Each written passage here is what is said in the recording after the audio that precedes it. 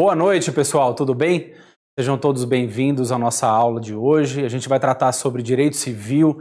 Eu vou trazer para vocês alguns temas mais recorrentes, algumas dicas para vocês sobre a prova da OAB, aquelas que mais são cobradas pelos examinadores da OAB, sempre buscando o êxito de vocês, sempre buscando a aprovação de vocês. Primeiramente, eu gostaria de agradecer à Unidrumon. Estou aqui novamente nesse início de semestre, na minha casa, me sinto muito bem aqui na Unidrumon. Estou aqui já há 3 anos e me sinto sempre em casa quando eu leciono aqui na faculdade. Agradeço toda a instituição, principalmente a nossa coordenadora, Andréa Zambel, todo o curso do Direito, de todos os campos, estendendo isso a toda a universidade. E convido você, aluno de Direito, a iniciar esse semestre com força total. Você que está no começo do curso, foco para você chegar ao final do nosso curso, chegar ao 10º semestre, já está aprovado na prova da OAB, ser um excelente profissional. Você que está no final do curso, está na metade já para o fim, ou já está chegando naquela reta final, que você dê esse último gás, para que também tenha êxito nessa prova da OAB, vale a pena. Esse último esforço vale muito a pena de vocês, é isso que a gente vai tentar trabalhar aqui com vocês. Antes de nós iniciarmos aqui, gostaria de só fazer um convite também a quem não é aluno aqui da Unidrumon. Nós estamos com as nossas matrículas abertas, tanto para o curso de graduação, quanto para o curso de pós-graduação. Então convido você a visitar o nosso site aqui, www.drumon.com.br, e veja lá quais são os requisitos, como fazer para você fazer a sua inscrição, o seu vestibular, certo? Pós-graduação, veja lá também quais são as pós que estão disponíveis. Nós temos também aqui o nosso Revisaço, que ele é focado exclusivamente para o nosso público do direito, né? Tanto alunos como não alunos da Unidrumon, para que você seja aprovado no nosso curso de Direito. E lembrando, um ponto muito importante, que todo o nosso curso ele é desenvolvido com metodologia específica para você também ser aprovado na prova da OAB. É muito importante, não é o único objetivo do estudante do direito, mas é o principal e primeiro objetivo que você precisa alcançar quando você está no final do curso, né? Quando você terminar o curso de direito, eu quero você lá, já aprovado, já tirando e recebendo a sua carteira da OAB. Carteira, não carteirinha, carteira da OAB, beleza, pessoal? Vamos lá. Hoje aqui eu quero iniciar nossa conversa de direito civil. E eu trouxe aqui alguns dados para a gente trabalhar, para a gente começar a ver, que são os temas mais recorrentes do direito civil cobrados nos exames da OAB. Esses dados não são do Diego, não são meus. Eles são dados da Saraiva Aprova. Esses dados são já de algum tempo, não de muito tempo. Eles não estão baseados, não estão utilizados, porque a Saraiva não publicou dados recentes, mas ele é muito real a partir desse momento, né? Também trazendo, a gente pode ampliar até para as últimas provas, porque a OAB sempre traz os mesmos temas recorrentes e utilizando a mesma metodologia para aplicação. É isso que a gente vai trabalhar hoje aqui. Então eu gostaria de que vocês olhassem para esses nossos quadros, esses primeiros quadros, que são os temas mais importantes, mais recorrentes dentro do direito civil, pensando exclusivamente para a OAB. Então, quando a gente olha lá nos temas mais recorrentes, a gente percebe que o direito contratual é, sem dúvida nenhuma, aquele que mais é cobrado na OAB. Depois vem o direito de família, né, que também é muito cobrado, está quase ali junto com o direito contratual. E a gente vai perceber que muitas vezes a OAB ela mistura esses temas, né? Eu trouxe aqui alguns probleminhas para a gente verificar e a gente enxergar como que a OAB faz para exigir que você, estudante de direito, resolva aquele problema que ela está apresentando para vocês. Depois disso, olha só, continuando com o direito de família, vem lá o direito das coisas, né, um pouquinho abaixo, e depois vem responsabilidade civil, né? Por fim, aqui a responsabilidade civil e terminando ali nas obrigações e fatos jurídicos, certo? Isso aqui está publicado, vocês conseguem enxergar também e baixar isso lá da própria fonte da Saraiva Aprova. que consta lá todos os índices, todos esses números e percentuais que foram utilizados pela OAB, certo? Então, eu acho que é importante vocês terem esse norte de onde focar mais, porque é ali que vai ter uma maior incidência de cobrança da OAB em direito civil. Isso em todas as disciplinas sempre acontece. Dentro do direito civil são esses os pontos mais cobrados pela OAB. Mas vamos lá, vamos ao que interessa e eu quero passar para vocês, eu quero trazer algumas dicas para vocês específicas da nossa matéria Direito Civil. E a primeira delas eu já coloquei aqui chamando a atenção. O aluno sempre diz que o professor da universidade e também o examinador da OAB gosta de pegadinha. Será que tem pegadinha na prova da OAB? Às vezes tem lá uma pegadinha sim. Olha só. É muito interessante, é muito importante que a gente pense, e eu coloquei isso logo de cara para a gente começar a tratar do tema do direito civil, que é bem no comecinho lá do Código Civil, primeiro artigo, que trata sobre o direito da personalidade. E nós estudamos lá no comecinho do curso, no primeiro semestre de direito civil, que toda pessoa possui personalidade desde o seu nascimento com vida, né? E aí a lei resguarda os direitos e a expectativa, né? Aqueles direitos resguardados também daquele que tem expectativa de nascer com vida também. Ou seja, aquela criança, aquele bebê que ainda está em fase de gestação. Então tá lá também já resguardado. Mas a personalidade é uma coisa, se inicia com o nascimento com vida. E aí depois vem a capacidade. E aí é o ponto que eu quero pensar aqui com vocês, eu quero tratar com vocês. A capacidade civil, nós vemos lá no Código Civil, que ela se inicia, a pessoa, o sujeito, ele tem plena capacidade quando ele completa os seus 18 anos, certo? Isso, cuidado, né? Para quem se utilizar de uma doutrina um pouco mais velha, bem mais velha, né? Porque isso mudou em 2002, com o Código Civil de 2002.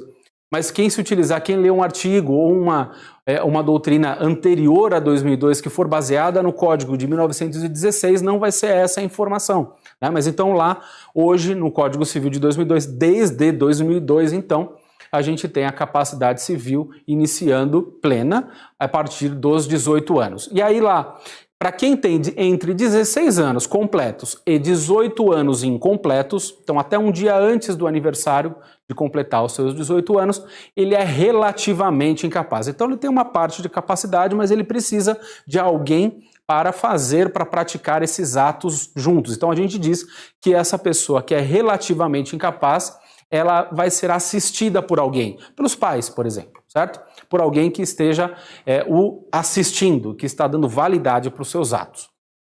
E aí, aqueles que são menores de 16 anos, então, aquele que nasceu até completar os seus 16 anos, ele é absolutamente incapaz, então ele não pode praticar nenhum ato da vida civil, não pode contratar, não pode ser contratado, então ele precisa de alguém para representá-lo, certo? Então alguém vai lá e faz a sua representação, pratica um ato em seu lugar, não é com ele, é no seu lugar. E aí olha só que interessante o que a OAB já fez na segunda fase, e aí pode ser que ela cobre na primeira fase de vocês. E é um ponto muito interessante. A OAB colocou uma questão há um tempo atrás, na segunda fase, que envolvia direito do consumidor.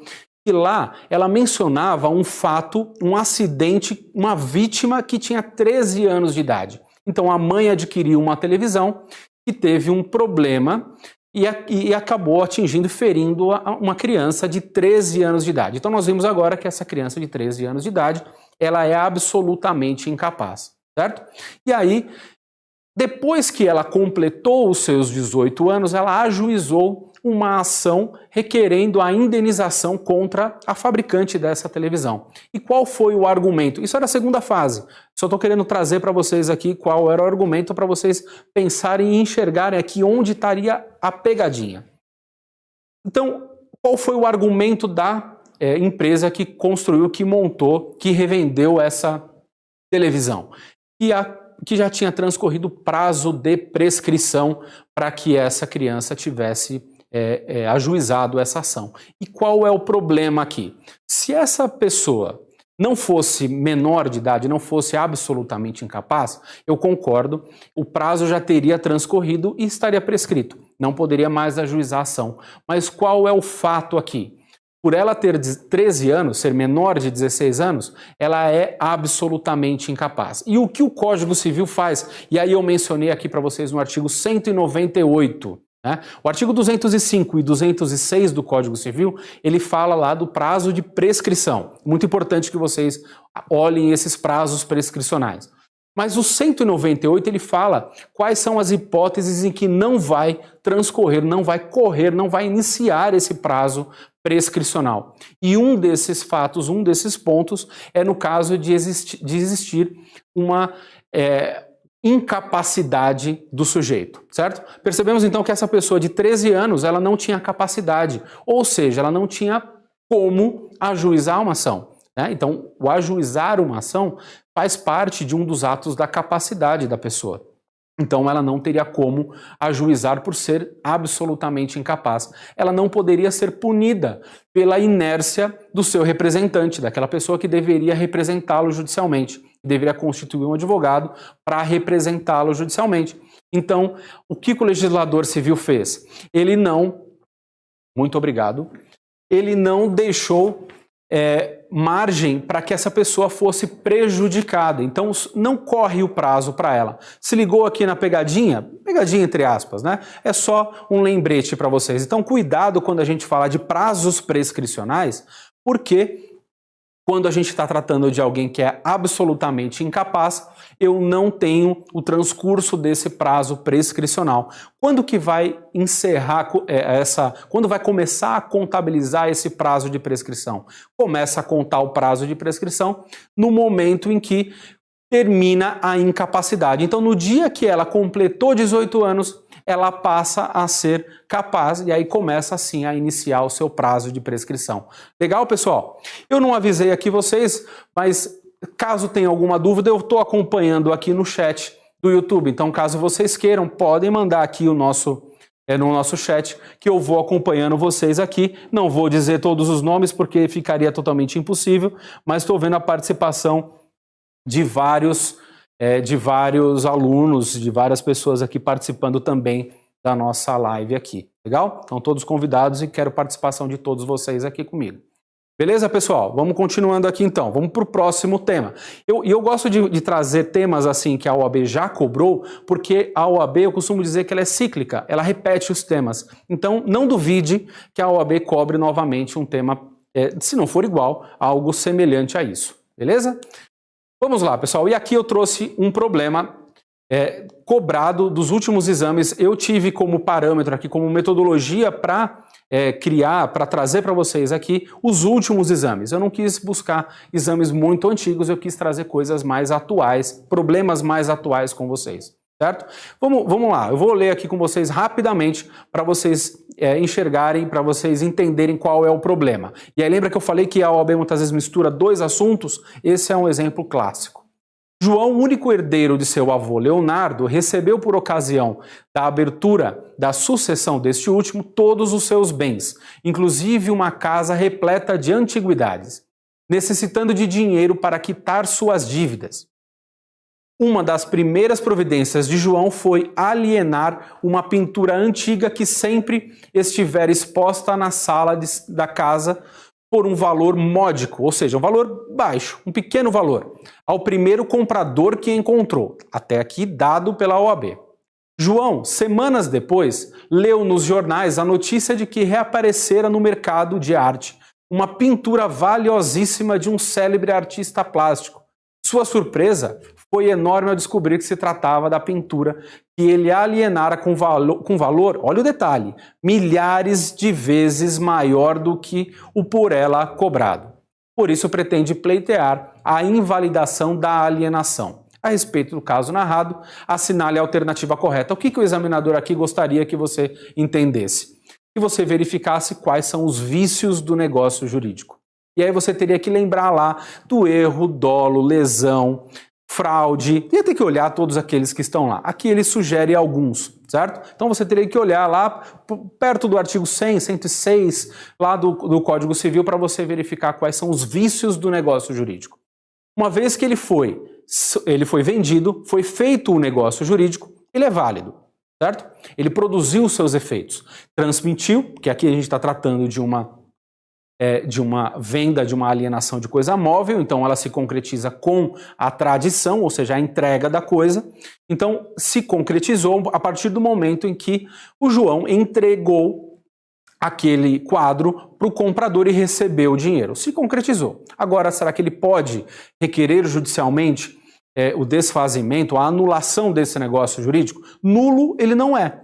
Porque nulo só seria no caso de coação, no coação física, aquela coação que a pessoa foi obrigada a fazer uma assinatura, por exemplo, né? Assinou porque senão ele morreria, porque alguém estava sendo ameaçado. Então esse é nulo, porque não tem declaração de vontade. Aqui teve declaração de vontade, com vício, e aí ela pode ser anulada. Vamos ver lá então, o que o examinador ele traz aqui, ó. Na alternativa A, o negócio jurídico da alienação da pintura celebrada por João está viciado por lesão e chegou a produzir seus efeitos regulares no momento de sua celebração. Me parece adequada essa daqui, mas vamos ver as outras, né? Produziu os efeitos, pode ser por lesão. Vamos ver as outras. O direito de João a obter a invalidação do negócio jurídico por erro de alienação de pintura não se sujeita a nenhum prazo prescricional. Será que o legislador ele não daria nenhum prazo prescricional? Me soa estranho, mas vamos ler o restante. A validade do negócio jurídico de alienação da pintura subordina-se necessariamente à prova de que o comprador desejava se aproveitar de sua necessidade de obter dinheiro rapidamente. Precisa de prova? Vamos guardar, vamos pensar. E D, se o comprador da pintura oferecer suplemento do preço pago de acordo com o valor de mercado da obra, João poderá optar entre aceitar a oferta ou invalidar o negócio. O que você precisaria lembrar aqui então? Primeira coisa, que o negócio ele é válido, pode ser anulado, não é nulo, ele é anulável. E aí você precisaria aqui lembrar de 2 pontos, se for erro ou se for uma lesão. Certo? E aí você precisa lembrar dos conceitos de erro e de lesão. Erro, eu fui levado a erro, né? Eu pratiquei um negócio quando eu queria praticar outro negócio, certo? Então, por exemplo, eu doei quando na verdade eu queria vender, certo? Aqui não. Aqui, o que aconteceu com ele? Ele teve um prejuízo na venda, ele sabia que estava vendendo. Ele nunca foi enganado que estava vendendo. Onde foi o problema aqui dele? Ele não sabia o preço real do produto que ele estava vendendo. Este foi o ponto que tem uma falha que é argumento para o vício do negócio jurídico. Por isso que a alternativa a ser assinalada seria a alternativa A, porque teve uma lesão, não erro. Erro é o tipo do negócio jurídico, doação e venda. Certo? Eu não tenho essa dúvida. Ele queria vender, mas aqui ele teve uma lesão na qualidade do negócio jurídico que foi praticado, ou seja, o valor. A gente está falando do preço exclusivamente. Essa questão caiu na última prova da OAB. Legal, pessoal? Um pontinho já na OAB. Agora faltam só alguns.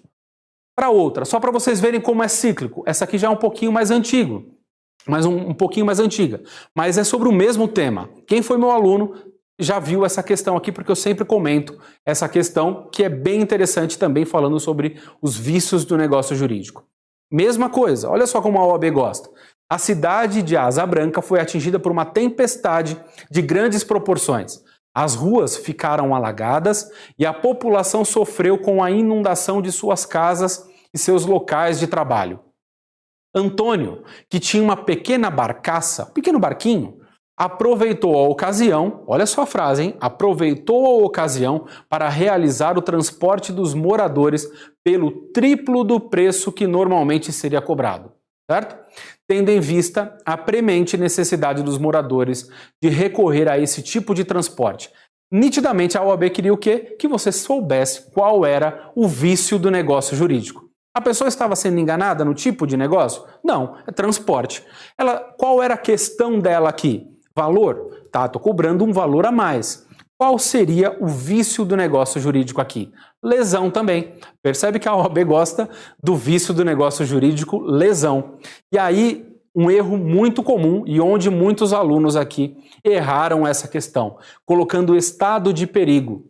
Não sei se isso passou pela sua cabeça, mas vamos tirar isso já neste momento. Por que não estado de perigo? Quando a gente fala de estado de perigo, a gente está falando em risco de morte. A gente está falando do risco da pessoa morrer, certo? Aqui não. Aqui ela está querendo um transporte, ir de um lugar para outro, e aí eu tive um problema, que é o vício do negócio, que é o preço elevado. Eu não tenho um preço justo, eu tenho um preço elevado. Não significa que a pessoa vai morrer se não tiver aquele transporte. Um exemplo de estado de perigo é aquele que a pessoa tem que pagar o triplo do valor, por exemplo, para que um médico, único médico daquela cidade, faça uma cirurgia que ele precisa fazer, senão vai morrer. Isso é estado de perigo. Lesão não. Lesão é outro tipo de situação. Legal, pessoal? Vamos ver aqui se tem alguma dúvida. Só falta o 39, a Tatiana está dizendo aqui, é verdade. E no caso de emancipação, o César está falando, né? O César comentou aqui, e no caso de emancipação, quando a gente estava falando lá daquela pegadinha, do prazo de prescrição. Lembra, César, e demais que estão aqui online conosco? Agradeço aqui, nós temos um número bem grande de pessoas que estão online aqui. Agradeço a presença de todos nós aqui.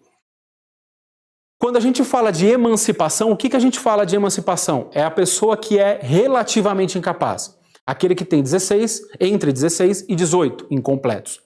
Quando eu emancipo alguém, eu estou trazendo a ela a capacidade que ela teria quando tivesse 18 anos, certo? Então, se eu estou cessando a incapacidade dela, neste momento também eu estou trazendo para ela o início dos prazos prescricionais. Então, naquele caso lá que a gente estava comentando, que não tinha iniciado o prazo prescricional, se tivesse sido emancipada essa menor de idade, o prazo prescricional começaria a contar no momento em que ela fosse emancipada. Beleza? Respondido, César? Todos entenderam aqui? Vamos prosseguir. Deixa eu tomar um golinho d'água, porque senão a gente não aguenta. Vamos lá, galera. Continuando aqui, passa para mim, por favor, próximo slide. Vamos seguir para o próximo probleminha aqui. Olha só que interessante também do último exame da OAB. Antônio divorciado, proprietário de 3 imóveis devidamente registrados no RGI. RGI é o cartório de registro de imóveis.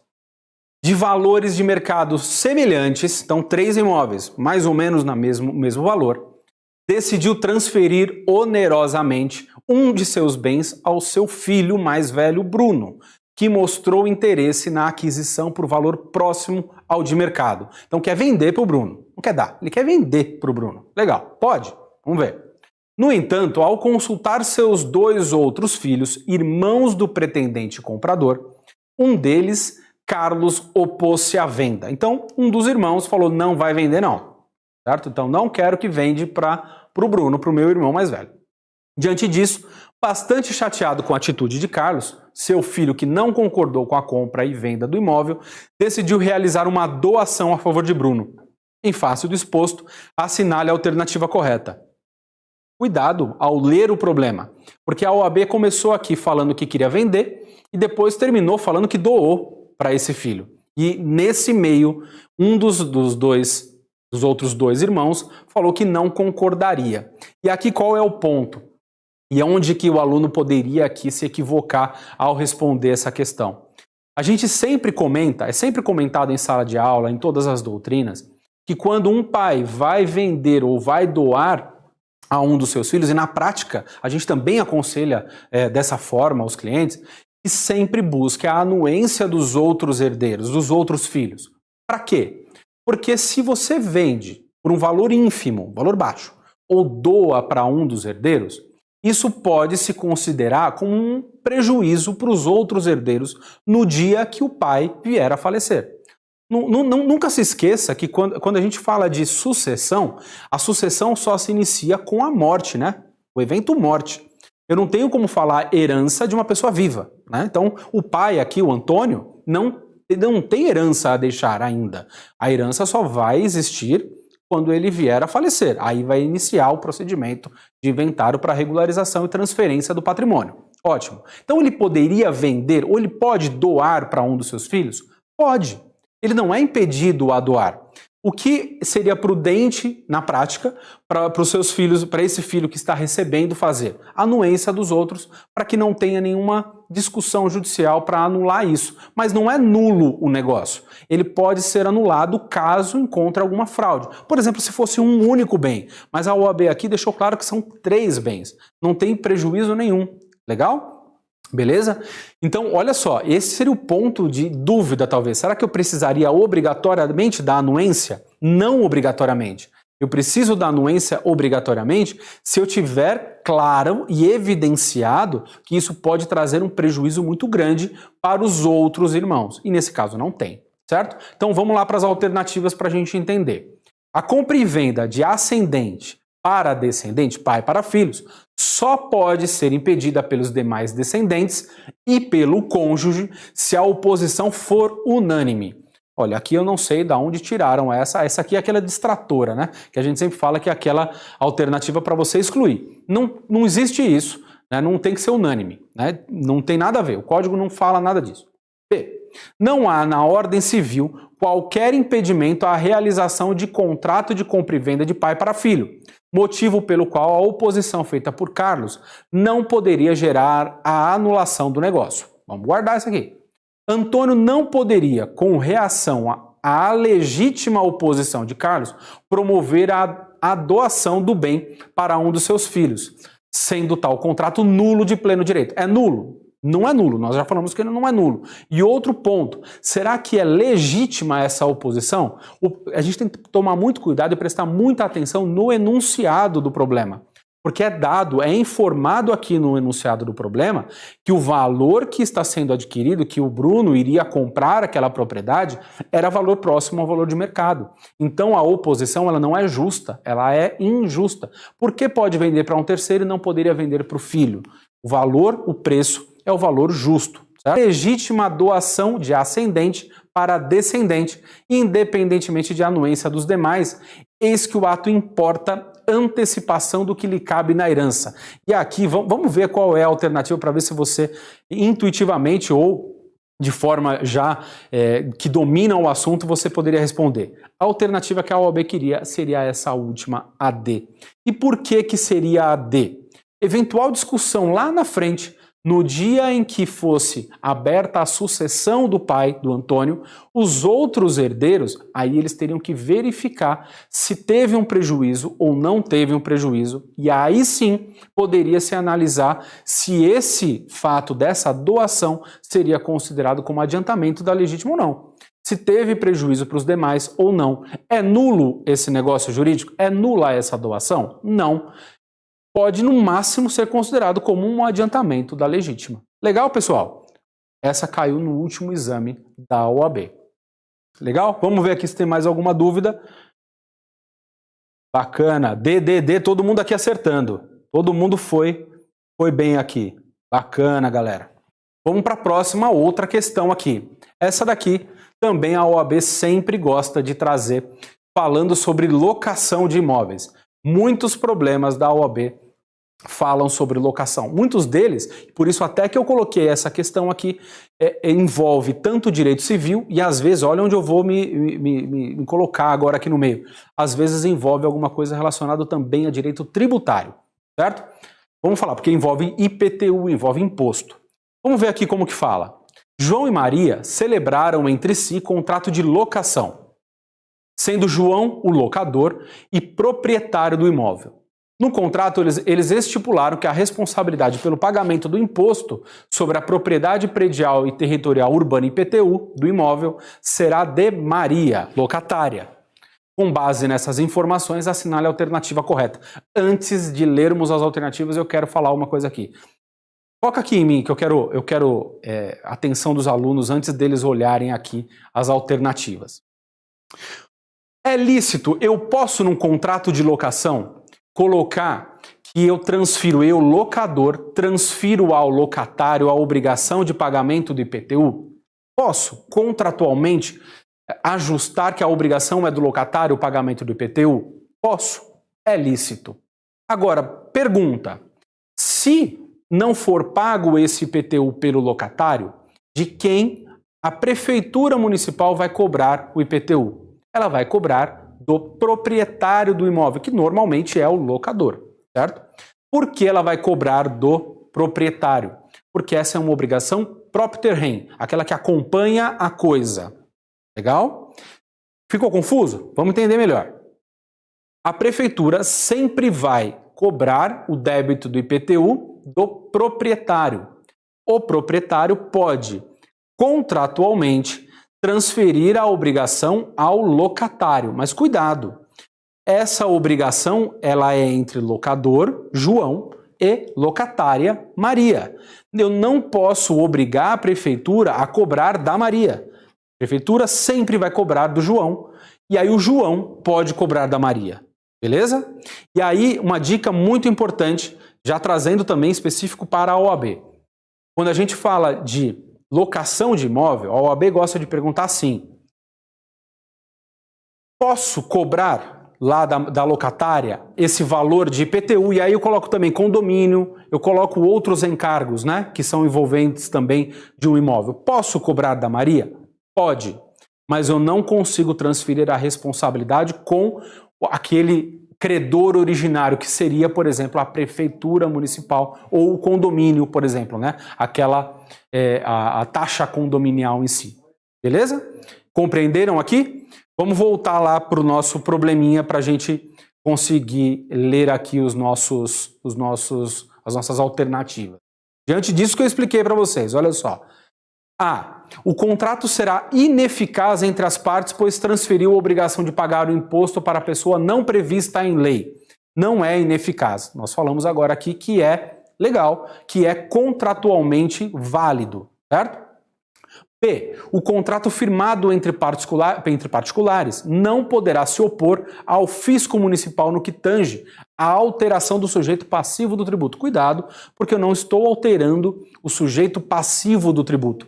Eu continuo locador, João, sendo o sujeito passivo do tributo. Eu sou o proprietário do bem. É esse dado muito importante no problema. Eu, contratualmente, fiz com que Maria se obrigasse a me pagar o valor do IPTU. C. O contrato é válido e eficaz e, por consequência dele, a responsabilidade pelo pagamento do tributo se tornará solidária, podendo o fisco municipal cobrá-lo de João e ou Maria. Cuidado, porque eu não transfiro. Lembra?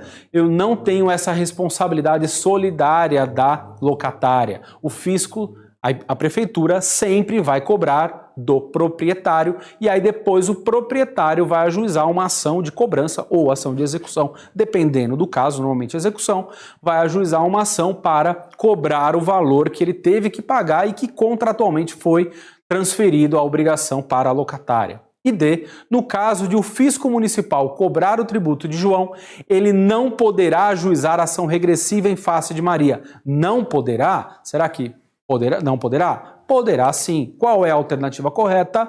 B. O contrato firmado entre particulares não poderá se opor ao fisco municipal no que tange à alteração do sujeito passivo.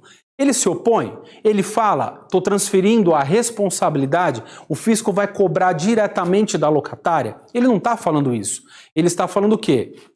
A obrigação é da locatária, mas a lei diz que o locador é o responsável principal. Tudo bem? E aí eu, locador, tenho o direito depois de executar, de cobrar esse débito da locatária. E se não tiver no contrato? Indo além do que a questão está falando aqui, porque pode ser um objeto de uma outra questão. E se não tiver no contrato? Se não fala nada que João pode cobrar de Maria o IPTU, ele vai poder ajuizar uma ação depois cobrando esse valor de IPTU? Não, de forma alguma. E isso porque lá na lei de locações, a lei 8.245 de 1991, ela fala que é obrigação do locador pagar o IPTU, salvo se estiver expresso no contrato. Mais um argumento aqui para você se lembrar de que você não está mudando aqui o sujeito passivo do tributo. Você está falando contratualmente, é um negócio jurídico, você está falando contratualmente que a outra pessoa está se obrigando a fazer esse pagamento. Beleza? Legal? Seguindo aqui. Mais uma questão aqui de contrato, um contrato de comodato. E antes de falar da questão, lembra que nós temos dois contratos de empréstimo, mútuo e comodato. Quando a gente fala de mútuo, a gente está falando de coisa que é substituível. Dinheiro, né? Quando você vai ao banco e pede dinheiro emprestado, é um contrato de mútuo, celebra um contrato de mútuo. Comodato, a gente fala daquela coisa que é insubstituível. Por exemplo, um carro, né? Então você está alugando um carro em um contrato de comodato. Lúcio Comodante, então é aquele que está transferindo a posse, celebrou o contrato de comodato com Pedro, comodatário, no dia 1º de outubro de 2016, pelo prazo de 2 meses. O objeto era um carro da marca Y no valor de R$30 mil. A devolução do bem deveria ser feita na cidade Alfa, domicílio do comodante, em 1º de dezembro de 2016. Pedro, no entanto, não devolveu o bem na data marcada e resolveu viajar com amigos para o litoral até a virada do ano. Em 1º de janeiro de 2017, desabou um violento temporal sobre a cidade Alfa e Pedro, ao voltar da viagem, encontra o carro destruído. Com base nos fatos narrados sobre a posição de Lúcio, assinale a afirmativa correta. Essa questão aqui é muito interessante para vocês verificarem como que toda a questão, como ela é elaborada, né? A gente sempre tem alternativas que são aquelas distratoras que nós nomeamos. São aquelas para te distrair, para te levar para um outro lugar. E essa você exclui de cara. E aí 2 normalmente que você fica em dúvida. Certo? E aí, olha só, se você for chutar, você chuta conscientemente. E aí você aumenta o percentual de possibilidade de acerto, né? Tem que ter essa técnica, tem que ter essa metodologia também para fazer a prova. Então, se for chutar, chuta conscientemente. Exclui aquelas que não tem jeito, que não tem como ser, e aí chuta naquela certa. Não vai colocar lá D de Deus, né? C de Cristo, não é isso. Você vai colocar lá aquelas que têm maior probabilidade de ter acerto, certo? Então, alternativa A. Fará jus a perdas e danos, visto que Pedro não devolveu o carro na data prevista. Lúcio pode pedir perdas e danos? Guardar. B. Nada receberá, pois o perecimento se deu em razão de fato fortuito ou de força maior. Aqui o examinador não quis nem que você soubesse a diferença do fato fortuito e força maior. Ele colocou no mesmo barco aqui para você, até para facilitar. Será que ele não vai receber nada? Será que o Pedro não assumiu o risco de manter aquele bem, aquele carro, depois do prazo pactuado? Vamos por lógica até, né? Será que é isso? C. Não terá direito a perdas e danos, pois cedeu o uso do bem a Pedro. Cedeu o uso, realmente. O contrato de comodato serve exatamente para isso. Você transfere a posse, cede o uso para outra pessoa. E por isso, eu não tenho direito a perdas e danos. Percebe? São 2 aqui que você vai excluir. E D. Receberá 50% do valor do bem, pois, por fato inimputável a Pedro, o bem não foi devolvido. Por que 50%? Será da onde que tirou esse percentual? Né? Não sei. Qual é a alternativa correta? A. Tem direito a perdas e danos. Óbvio. Tranquilinha essa questão, né? E aí você vai falar, professor, essa aqui é fácil, eu não precisava nem ter falado. Mas olha só essa próxima questão. Vê se não é parecida, e essa aqui caiu também nos últimos exames da OAB. Muito semelhante a essa outra. Percebe como é cíclica a OAB? Então treina. Pega lá os últimos exames, imprime mesmo, simula no seu ambiente tranquilo, sem ninguém para te interromper, imprime a prova e vá fazendo as últimas provas da OAB. Assim você vai treinando e vai se familiarizando com a forma de escrita do examinador. É assim que a OAB cobra. Esse é o nosso método aqui na Drummond. Assim que a gente faz o nosso aluno treinar para estar preparado lá na frente, para não ser pego de surpresa. Vamos para a questão. Lucas, interessado na aquisição de um carro seminovo, procurou Leonardo, que revende veículos usados. Ao final das tratativas e para garantir que o negócio seria fechado, Lucas pagou a Leonardo um percentual do valor do veículo, a título de sinal. Após a celebração do contrato, porém, Leonardo informou a Lucas que, infelizmente, o carro que haviam negociado já havia sido prometido informalmente para outro comprador, velho amigo de Leonardo, motivo pelo qual Leonardo não honraria a avença. Frustrado, diante do inadimplemento de Leonardo, Lucas procurou você como advogado, e a OAB adora que você treine dessa forma. Você, advogado, tem que resolver, para orientá-lo. Nesse caso, assinale a opção que apresenta a orientação dada. Aí você vai me falar assim, professor, Tem nada a ver com a questão anterior, porque a outra lá era um contrato de comodato e aqui é um contrato de compra e venda. É um contrato, legal, são contratos diferentes, mas vamos olhar as alternativas e vamos ver se vocês não se identificam agora. Ó. A. Leonardo terá de restituir a Lucas o valor pago a título de sinal com atualização monetária, juros e honorários de advogado, mas não o seu equivalente, não o dobro, certo? Então, você como advogado, como você orientaria o seu cliente? Será que você falaria, tem direito à devolução atualizado com juros mais honorários e o dobro? É isso que você vai falar? Cuidado para não dar informação errada, né, para o seu cliente. B. Leonardo terá que restituir a Lucas o valor pago a título de sinal, mais o seu equivalente, o dobro, com atualização monetária, juros e honorários de advogado. Legal. C. Leonardo terá de restituir a Lucas apenas metade do valor pago a título de sinal, pois informou tão logo quanto possível que não cumpriria o contrato. Vai pagar metade? Mas por que metade? Da onde tirou essa metade? Né? Vai embolsar, então ele vai ter esse lucro de 50% do valor? Não é justo. E D. Leonardo não terá de restituir a Lucas o valor pago a título de sinal, pois este é computado como início de pagamento, o qual se perde em caso de inadimplemento. Mas isso aqui seria verdade se o inadimplemento fosse do comprador e não do vendedor. Né? Então, percebe aqui, olha só o detalhezinho que parece simples, mas às vezes, naquele período de prova, você cansado, acaba passando, deixando passar. Então, cuidado. Qual seria a nossa alternativa correta aqui? B. O que fala aqui a B? Leonardo terá de restituir a Lucas o valor pago a título de sinal mais o seu equivalente. Então, valor mais o dobro. Em cima disso, e aí olha a diferença com a A. Em cima disso, então pega o valor, se ele deu 5 mil de sinal, então eu tenho direito a receber 5 mil de sinal, mais 5 mil, que é o seu equivalente, o dobro.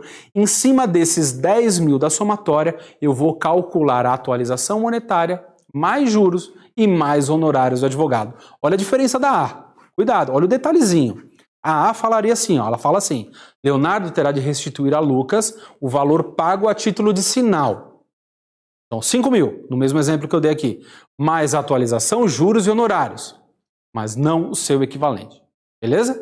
Então, aqui eu tenho a diferença que eu tenho na B, o dobro para receber. Olha como que isso faz diferença, seu cliente ficaria muito mais feliz recebendo o dobro do valor do que se recebesse só aquela quantia que ele desembolsou. Legal? Vamos ver se tem algum comentário aqui. B, todo mundo aqui tá dando B, tá todo mundo acertando. Show de bola. Continuando então, galera. Agradecendo aqui o pessoal. Estamos com audiência alta aqui hoje. Vamos continuando aqui, galera. Mais último exame da OAB também. Extremamente atual. Falando sobre internet, falando sobre postagens. Cuidado com o que a gente faz nas redes sociais, as postagens que nós fazemos. A OAB quer que você também esteja atualizado neste tema. Olha só, ao visitar a página de internet de uma rede social, Samuel deparou-se com uma publicação feita por Rafael, que dirigia uma série de ofensas graves contra ele. Imediatamente, Samuel entrou em contato com o provedor de aplicações responsável pela rede social, solicitando que o conteúdo fosse retirado, mas o provedor quedou-se inerte por 3 meses. 3 meses. Olha o estrago que isso fez. Sequer respondendo ao pedido. Decorrido este tempo, o próprio Rafael, que foi aquele que cometeu, que praticou o ato ofensivo, optou por retirar espontaneamente a publicação. Samuel decidiu então ajuizar ação indenizatória por danos morais em face de Rafael e do provedor. Sobre a hipótese narrada, de acordo com a legislação civil brasileira, assinale a afirmativa correta. A OAB aqui queria que você soubesse não só o que está no Código Civil sobre responsabilidade civil, mas também sobre a legislação que trata dos provedores, o Marco Civil da Internet. Queria que você soubesse isso. É um erro clássico na prática que se faz. É óbvio que na prática, muitas vezes, os próprios provedores, quando você faz aquela denúncia, eles vão lá e muitas vezes eles já retiram do ar aquela postagem para que não tenha um problema judicial. Mas aqui a gente tem que saber quais são as nossas hipóteses, os nossos pontos a serem trabalhados na prática.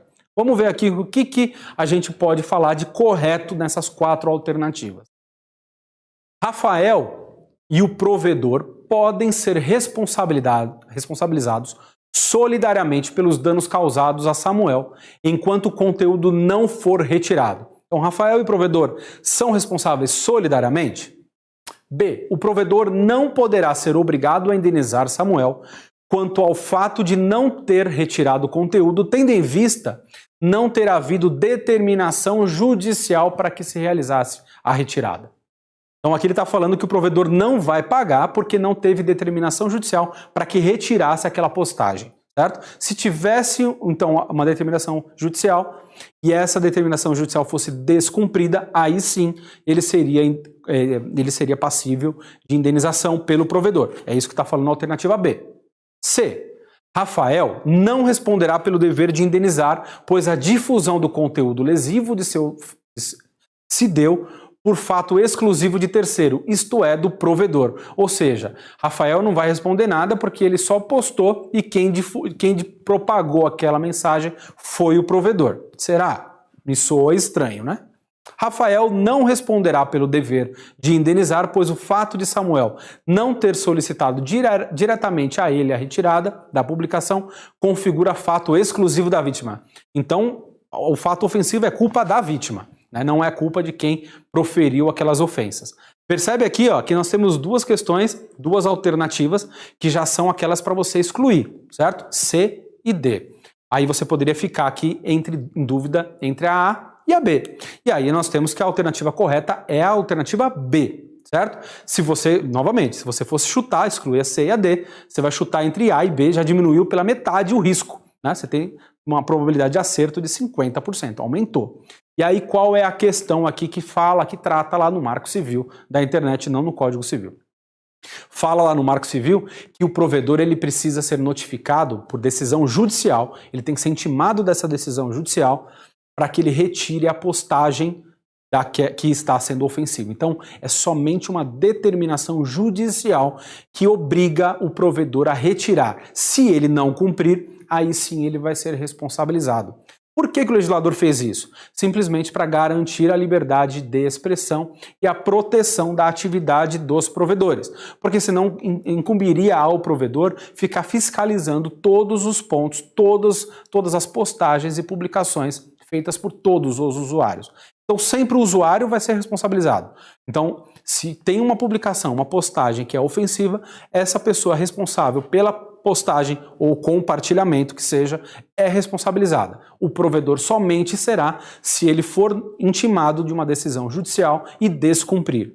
Senão, ele não é obrigado a pagar indenização. Beleza, pessoal? Legal? Essa aqui é extremamente recente. E essa questão aqui a OAB adora perguntar. Perguntou já na primeira fase e perguntou já na segunda fase também, certo? Caiu também lá na segunda fase para você argumentar. Responsabilidade civil. Vamos lá para a questão. Marcos caminhava na rua em frente ao edifício Roma quando da janela de um dos apartamentos da frente do edifício caiu uma torradeira elétrica. Eu não consigo imaginar essa cena. Eu andando na rua e vejo caindo uma torradeira elétrica. Espero que eu não veja essa cena realmente. Que o atingiu quando passava. Então estava andando lá, caiu a torradeira e machucou a pessoa. Marcos sofreu fratura do braço direito, que foi diretamente atingido pelo objeto e permaneceu 6 semanas com o membro imobilizado, impossibilitando de trabalhar até se recuperar plenamente do acidente. À luz do caso narrado, assinale a afirmativa correta. E agora? Está falando aqui da onde caiu, qual foi o apartamento, qual janela caiu ou jogaram, sei lá, foi uma briga de casal e aí foi tentar acertar alguém, não sabe de onde foi, está falando que foi em frente ao edifício, certo? Será que o condomínio é responsável pelo pagamento e pela indenização que o Marcos sofreu, né? Então, reparar os danos de Marcos? Vamos ver aqui as alternativas. A.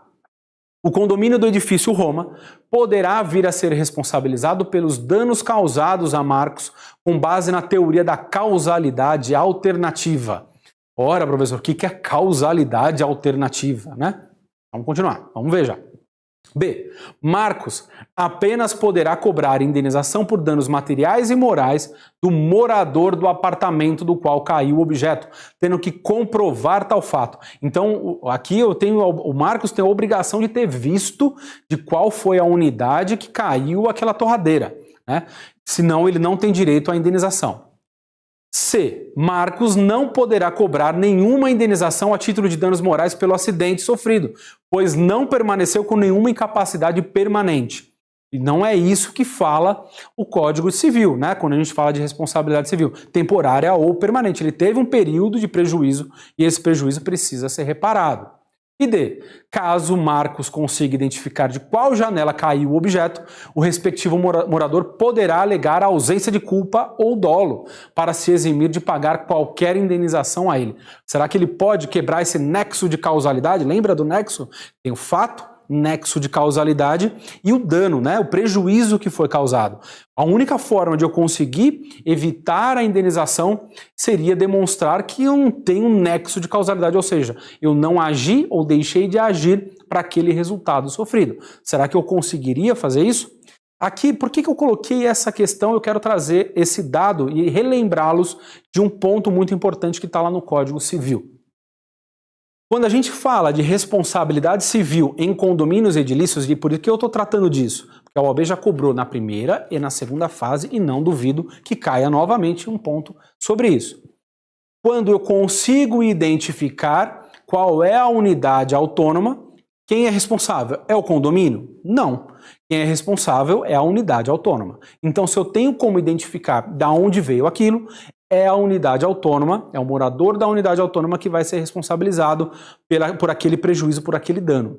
Agora, se eu não tenho como identificar qual é a unidade, qual foi o apartamento, então todo o condomínio vai ser responsabilizado e aquela indenização depois vai ser repartida por todos os condôminos. Beleza? Então, lembrando, precisa decorar a lei, é só lembrar. É porque é uma coisa lógica, né? Vamos por lógica. A pessoa precisa ter o dano reparado. Eu primeiro vou cobrar daquele que causou o dano. Identifiquei, cobro dele. Não identifico, cobro do condomínio. E aí o condomínio depois vai repassar isso para todos os seus condôminos. Então qual seria a alternativa correta aqui? A alternativa A. Então o edifício poderá vir a ser responsabilizado pelos danos causados a Marcos com base na teoria da causalidade alternativa. Por que alternativa? Porque ela é uma alternativa do principal, que seria cobrar do morador, do proprietário, ou é aquele que está no imóvel, que está naquela unidade. Certo? Então aqui, o condomínio ele vai responder alternativamente. Ele não seria o responsabilizado, mas ele vai responder caso não consiga identificar quem é o morador, quem foi o causador daquele problema. Certo? A aula está voando. Eu acho impressionante como está rápido. Aqui estão falando que lembra da professora Thaís nesse problema. Todo mundo falando a alternativa A. O pessoal aqui vai tudo passar na OAB. Me fizeram uma pergunta aqui, a Neide fez uma pergunta relacionada à questão anterior e eu vou retomar. A Neide está perguntando, professor, mas a pessoa que publicou ofensas não deveria responder também? Ela responde, ela sempre vai responder, tá, Neide? Então, você que é responsável pela postagem, então se eu publiquei algo na internet, em alguma das redes sociais, eu sim sou responsável pelas ofensas. O provedor somente será responsabilizado se ele descumprir uma ordem judicial. Beleza? Respondido, Neide? Vamos seguir para mais uma questão aqui. A gente vai verificar agora mais uma questão. Vamos lá. Mais uma questão. Essa questão aqui é nítida também dos distratores. Certo? E coloco ela porque a OAB também já cobrou isso depois, nesse mesmo sentido. Arlindo, quem foi meu aluno também vai lembrar dessa questão que eu sempre comento. Arlindo, proprietário da vaca malhada, vendeu-a a seu vizinho Lauro. Celebraram em 10 de janeiro de 2018 um contrato de compra e venda pelo qual Arlindo deveria receber do comprador a quantia de R$ 2.500 no momento da entrega do animal, agendada para um mês após a celebração do contrato. Neste interregno, acho que é isso, contudo, para surpresa de Arlindo, Malhada pariu 2 bezerros. Então a malhada estava grávida, estava prenha, e ele não sabia, vendeu a vaca prenha. Sobre os fatos narrados, assinale a alternativa correta. O que fazer agora com a vaca e com os seus bezerros? De quem é? A. Os bezerros pertencem a Arlindo, que é o vendedor. B. Os bezerros pertencem a Lauro, comprador. Aí vem agora a C e a D, que são para a gente se divertir. C. Um bezerro pertence a Arlindo e outro para Lauro. E D. Deverá ser feito um sorteio para definir a quem pertencem os bezerros. Eu achei essa ótima. Talvez a gente pudesse colocar lá números na Loteria Federal. Vamos sortear para ver quem vai ser o proprietário dos bezerros, né? A dúvida aqui nós ficaríamos entre A e B. E aí aqui a gente vai precisar lembrar de novo da tradição, do ato de entrega, como que eu concretizo a compra e venda de um semovente, um animal, não é? E a gente tem a concretização no ato da entrega da coisa. Por isso, a alternativa correta seria Arlindo. Por que Arlindo? Ela nasceu ainda os bezerros nasceram ainda no período em que a vaca malhada estava em posse dele. Se ela ainda estava em posse, não entregou ainda para o Lauro, significa que o negócio jurídico ainda não se concretizou. Beleza? Tranquilinha essa, né? Percebe que não tem mistério fazer a prova da OAB. Muitas vezes o aluno acaba tendo um pouquinho mais de dificuldade pelo nervosismo, ansiedade, mas ele está preparado, você está preparado. Eu tenho certeza absoluta que lendo uma questão dessa, você falou, essa eu acertaria tranquilamente. Acertou essa, faltam 39. A gente já viu algumas aqui, quantas faltariam? Faltariam poucas, porque vocês foram certamente muito bem. Vamos para mais uma? Estamos finalizando já aqui o nosso bate-papo. Vamos passar aqui para mais... Finalizou? Finalizamos a nossa aula, mas eu vou trazer alguns pontos aqui interessantes para você. Foca em mim aqui que a gente finaliza aqui. Qual é o objetivo dessa nossa conversa, desse nosso bate-papo aqui? É sempre trazer para vocês os pontos principais, as nossas conversas, os nossos assuntos principais e trazer dicas para vocês fazer a prova. Então, dentro da matéria de Direito Civil, nós vimos aqui no comecinho da nossa aula, no comecinho da nossa conversa, que nós temos pontos principais que são recorrentes na OAB. O que eu sempre sugiro para os meus alunos, para os nossos alunos?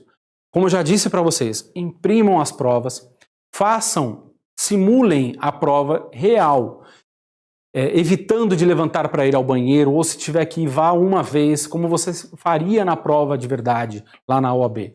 Deixe do seu lado lá uma garrafinha d'água, um chocolate, um salgado, não sei, aquilo que você está habituado em dia de prova. Treine dessa forma. Olhe lá a legislação também, estude pela prova. Quando você acertar, ótimo, você já sabe aquele ponto. Errou, pega a lei, pega a doutrina e vai olhar novamente aquilo. Certo? Nós temos temas que sempre estão caindo, então olhe lá as provas anteriores e certamente isso vai ajudar você a estudar para a prova que você vai fazer agora. A gente não sabe ainda a data que vai acontecer as provas nesse momento por conta da pandemia, mas elas vão acontecer cedo ou tarde, né? Então já vá se preparando, não deixe isso para a última hora, certo? Um ponto que eu percebo que sempre a OAB vem cobrando de forma recorrente, ela está relacionada também, e aí eu gostaria, para a gente finalizar o nosso bate-papo, quando a gente fala de benfeitorias, eu acho que isso aqui é extremamente importante, que cai tanto nas benfeitorias das coisas, de forma geral, quanto nas benfeitorias lá dos contratos de locação, que fala da Lei 8.245, né? Daquelas benfeitorias, e aí de uma forma doutrinária realmente, para a gente relembrar, que seriam aquelas benfeitorias necessárias, úteis e voluptuárias. Se recordam? Necessárias, úteis e voluptuárias. Cuidado para vocês não confundirem uma com outra, porque o examinador, ele muitas vezes ele questiona quais são aquelas que são indenizáveis. Isso pode ser tanto em locação, como no caso de uma reintegração de posse. Muitas vezes o bem que está sendo restituído para a posse do proprietário foi realizada ali uma benfeitoria. Quais são as que são indenizáveis? Cuidado para não confundir. Vamos de trás para frente. Eu falei que eram as necessárias, as úteis e as voluptuárias. As voluptuárias, o legislador e o nosso os nossos doutrinadores definem como aquelas benfeitorias que servem para a gente, para o nosso deleite, né? Para o nosso prazer. Então, quando eu coloco lá um enfeite, quando eu faço alguns ornamentos na casa, coloco lá um chafariz, faço um laguinho. Então, são coisas que eu estou fazendo para o meu prazer, certo? Aquelas benfeitorias que são úteis são aquelas benfeitorias que eu estou utilizando, que eu estou fazendo para utilizar melhor aquele bem. Estou falando de bem, mas tanto móvel quanto imóvel, né? É que normalmente a gente trata para bens imóveis nesse caso.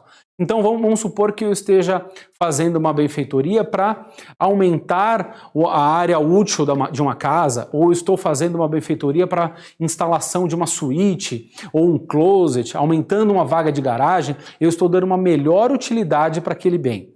Ou então tem aquelas que são necessárias. Como o nome diz, necessária para a preservação do bem. Se eu não fizer, isso pode trazer um prejuízo muito grande para o patrimônio. Então eu sou obrigado a fazer. E aí onde que o examinador ele pode vir para te questionar? Ele pode vir perguntando quais são as benfeitorias que são indenizáveis. Aquelas que, por exemplo, o locatário pode pedir restituição do que ele gastou. As voluptuárias ele pode pedir? Não, ele não pode pedir. As úteis ele pode pedir? As úteis ele somente pode pedir se ele tiver a autorização do proprietário. Certo? Então, se o proprietário do bem falou, pode fazer essa útil, eu concordo com essa obra, com essa benfeitoria, então o proprietário ele vai ter que restituir o valor porque deu uma maior utilidade para o bem. Agora, as necessárias sempre serão indenizáveis. Então, vamos supor que ali teve um vazamento na cozinha de um bem. Aí o locatário, o ocupante, estou falando locatário, mas pode ser ali um contrato, por exemplo, de comodato, né? Pode ser um empréstimo de uma casa, ele percebeu que está vazando ali, se ele não fizer aquilo, pode trazer um problema estrutural para o imóvel, pode danificar a estrutura do imóvel. Então ele vai lá, contrata, faz a reforma, depois ele avisa, tive que fazer tal coisa, está aqui a conta. Pode fazer isso? Sim, ele pode fazer isso. A dúvida muitas vezes são em alguns pontos, e aí a OAB foge desses assuntos, porque são polêmicos e poderia gerar recursos para discussão. Mas em algumas obras, algumas benfeitorias, a gente pode ter dúvida se seriam necessárias, úteis ou voluptuárias. Por exemplo, a instalação de um ar-condicionado, ela é necessária, útil ou voluptuária? Para alguns ela pode ser considerada voluptuária, que é simplesmente para eu me sentir melhor na casa. Ela pode ser considerada como útil, porque pode estar dando uma melhor utilidade para casa, ou pode ser extremamente necessária. Necessária não, porque não é relacionada à estrutura, é só brincadeira. Mas será que ela é útil ou será que ela é voluptuária? Depende da situação. Se você mora numa cidade muito quente, ela pode ser considerada como uma benfeitoria útil, estou instalando ali, deixando um imóvel melhor utilizável. Agora, se você mora numa cidade com uma temperatura mais amena, mais branda, então você pode considerar como voluptuária. Da mesma forma, uma piscina. Né? Uma piscina pode ser considerada como voluptuária? Normalmente é. Mas e se a benfeitoria for feita em uma academia, por exemplo, né? Que ali vão ser dadas aulas de natação, hidroginástica? Elas não são consideradas como benfeitorias voluptuárias. Então cuidado só para identificar, mas a dica aqui que eu queria trazer para vocês nesse ponto específico seria que somente você tem possibilidade de restituição dos valores obrigatoriamente nas benfeitorias necessárias. Nas úteis, se tiver autorização, e nas voluptuárias, nunca. Certo? Eu nunca vou ter. Pessoal, então hoje aqui nós finalizamos o nosso assunto. Espero que tenham gostado. Impossível a gente tratar de todos os temas de direito civil, mas aqui eu acho que deu para a gente tratar e ajudá-los de alguma maneira na prova que vocês em breve farão de direito civil. Amanhã vocês vão ter mais. Amanhã vocês vão ter aula, amanhã aula com o professor Bruno, de processo civil. Então amanhã vocês vão ter aula com o professor Bruno Limberto, tratando sobre processo civil. Tenho certeza que será show de bola, será excepcional, certo? Então amanhã contamos com a presença de vocês aqui também para ouvir as dicas do professor Bruno específicas de processo civil. Aguardo vocês aqui na Drummond, vestibular aberto, pós-graduação, revisaço. Temos muita oportunidade aqui de nos encontrarmos na Drummond.